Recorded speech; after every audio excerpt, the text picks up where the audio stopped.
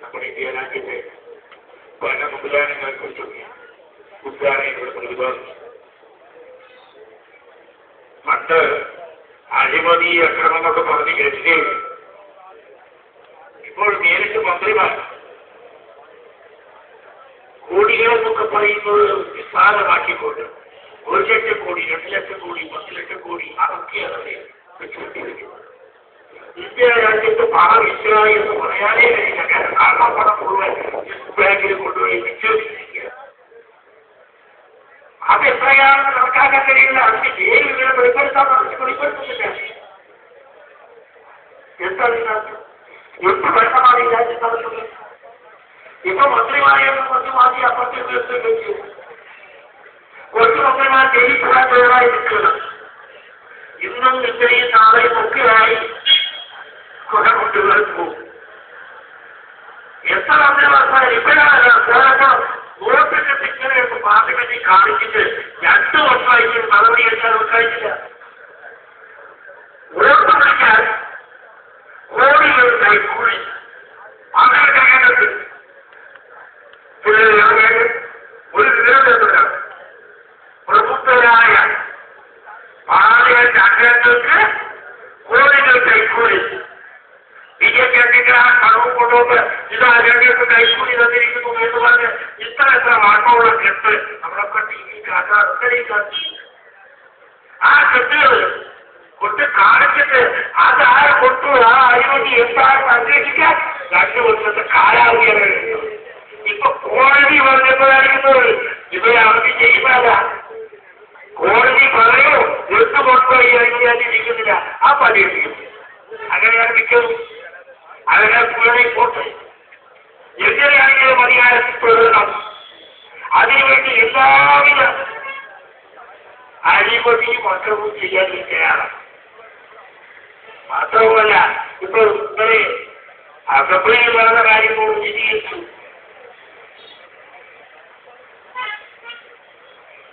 2000 ഭൂരിപക്ഷം കിട്ടുന്ന ഇപ്പൊ പറഞ്ഞുകൊണ്ടിരിക്കുന്നത് പഞ്ചാബി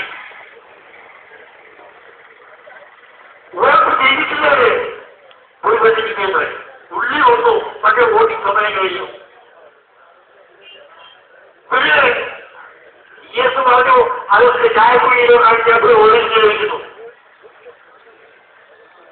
ഒഴിക്കാനും ഇത്രയും വലിയൊരു കാര്യം ജനവിനിയോഗം വെച്ച് ഈ അസംബ്ലിയിൽ വെച്ച് പാസാക്കാൻ വേണ്ടി വോട്ടില്ലാൻ വരുന്ന സമയത്ത് ഓരോരുത്തർ ഓരോ കുടിയിൽ നോക്കി പോകുന്ന ഒരവസ്ഥയാണ്.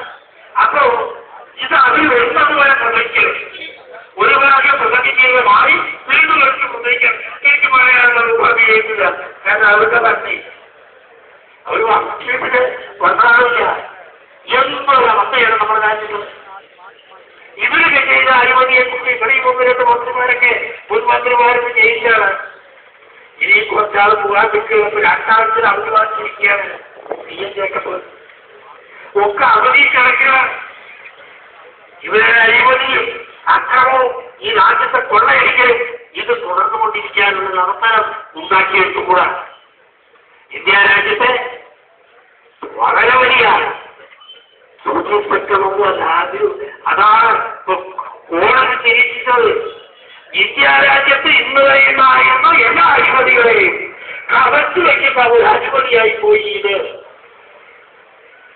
ആളുകൾ മനസ്സിലാക്കിയ സൂക്ഷിപ്പറ്റാണ്. ഇത് ഇലക്ട്രോണിക്സ് രംഗത്ത് അവിടെ വരാവുന്ന ഈ കൊള്ളക്കൊടുക്കിൽപ്പെട്ടതാണ്. നമുക്കൊന്നും അത് പ്രത്യേകിച്ച് ഡയറക്റ്റായിട്ട് ബന്ധപ്പെടാൻ കഴിയുന്നില്ല. അതുകൊണ്ട് അറിയത്തില്ല. പക്ഷേ ഇത് എന്താ ഒരു സർക്കാരിനോട് തമിഴ്നാട്ടിൽ ആ ഒറ്റക്കാരനെ കൊണ്ടാണ് ആ മന്ത്രിസഭയെ ജനങ്ങൾ വിളിപ്പിച്ചത്. അവർക്കും തമിഴ്നാട്ടിൽ വേലയ്ക്കും വെറും സിനിമയല്ല രാഷ്ട്രീയമെന്തെന്ന് മനസ്സിലാക്കിയിരിക്കുന്നു. ഇതെല്ലാ രാജ്യത്തും മനസ്സിലാവുക. ഇവിടെ എന്തോ ഒരു കാറ്റിൽ 2 റോഡ് വരെ കെട്ടിച്ചു വേണം. ആ ജയിച്ചെടുത്ത് നമ്മളെ ആശ പറയുന്നത് അനുഭവിക്കട്ടെ. അതെ ഇതിന്റെ ഭരണം കൊണ്ട് അനുഭവിക്കട്ടെ. പക്ഷെ നമ്മൾ അനുഭവിക്കുന്നവർക്ക് അവിടെയാണ് പ്രശ്നം. നമ്മുടെ ജനങ്ങൾ ഈ അനുഭവങ്ങളെല്ലാം പങ്കുവയ്ക്കേണ്ടത് അവർക്ക് ആവശ്യമുണ്ട്. ഒരു നല്ല ഭരണം ഇടതുപക്ഷ ജനാധിപത്യ മുന്നണി കാഴ്ചവെച്ചത് അതിനെ മുഴുവൻ തുറക്കപ്പെട്ടില്ല. ഇപ്പൊ പറയുന്നത് കശുവണ്ടി ഹോട്ടലുകൾക്ക് പരത്തി നിശ്ചയിക്കേണ്ടാവും, അത് ഒഴിവാക്കി കൊടുക്കണം. അങ്ങനെ മാത്രമല്ല, ഇപ്പോ വനഭൂമിയൊക്കെ ഉണ്ടാവുന്നതിൽ 5% റിസോർട്ട് കിട്ടാനും അതുപോലെ തന്നെ ടൂറിസം മേഖലയ്ക്ക് കൊടുക്കാൻ തീരുമാനിക്കണം. 5% പറഞ്ഞാൽ എത്ര ആയിരക്കണക്കിന് ഏക്കറാണത്. മാത്രമല്ല അതിലൊക്കെ വെച്ച് ഇതൊക്കെ ഭൂമാഫിയ തട്ടിച്ചിടാനുള്ള വാർത്താവിഷയം ശ്രദ്ധിക്കണം. ഇതൊന്നും നിന്ന് കൊടുക്കാൻ പറ്റില്ല. ഈ സർക്കാർ ഇനി അധികാരം വെച്ച് താമസിപ്പിച്ചാൽ കേരളത്തെ കുട്ടിച്ചു വരാൻ ഡിഗ്രി മതി. ഇപ്പോഴത്തെ ധാരാളമായി കഴിഞ്ഞിരിക്കുന്നു. അതുകൊണ്ട് തന്നെ കേന്ദ്ര ഗവൺമെന്റായാലും കേരള ഗവൺമെന്റായാലും അതിന്റെ ഒരു ഭാഗമായി ഈ ഗവൺമെന്റും ഈ അഴിമതിയുടെ ഉത്തരവിലാണ്. തീർച്ചയായും ഇതിനെ ശക്തമായി പ്രതികരിക്കാൻ നമുക്ക് കഴിയണം. ഇതിനെ നമ്മളെയാണ് ഈ രാജ്യത്തിന്റെ ഈ രാഷ്ട്രീയ ജീവിതം നയിക്കുന്നത്. തെറ്റുകെട്ടാൻ തെറ്റാണ് എന്ന് പറയാനുള്ള ആഗ്രഹം നമുക്കുണ്ടാകട്ടെ. ഇതിന് ഇത്രയും നാള് ഭരിച്ചതിനെതിരായി ഇവര് ഉണ്ടാക്കിയ നിയമങ്ങളെയെല്ലാം മറികടന്നുകൊണ്ട് പഴയ ഇനി 10-15 വർഷത്തിന്റെ പിന്നിലേക്ക് നമ്മളെ കൊണ്ടുപോയി നമ്മൾ നിന്നു കൊടുക്കണം. അതെല്ലാം പരിശോധിക്കാനും അതിനെ പ്രതികരിക്കാനും വേണ്ട തരത്തിൽ നമുക്ക് ഓരോ സമയത്തും സമരമെങ്കിൽ സമരം, മറ്റേതെങ്കിൽ മറ്റേത് എല്ലാ മാർഗവും ഉപയോഗിച്ചുകൊണ്ട് ഈ അഴിമതിക്കും അക്രമത്തിനും കൊള്ളയ്ക്കുമെതിരായി പ്രവർത്തിക്കാൻ തയ്യാറാകണം എന്ന് മാത്രം അഭ്യർത്ഥിച്ചുകൊണ്ട് ഞാൻ ജനങ്ങളോട് സംഗ്രഹിക്കുന്നു. അടുത്തതായി സമരത്തെ അവകാശം ചെയ്യുന്നതിന് വേണ്ടി communist party of India Marxist പാർട്ടിയുടെ ചിറ്റൂർ ഏരിയ സെക്രട്ടേറിയറ്റ് മെമ്പർ സഖാവ് ഉണ്ണിത്താൻ സാർ ക്ഷണിച്ചു.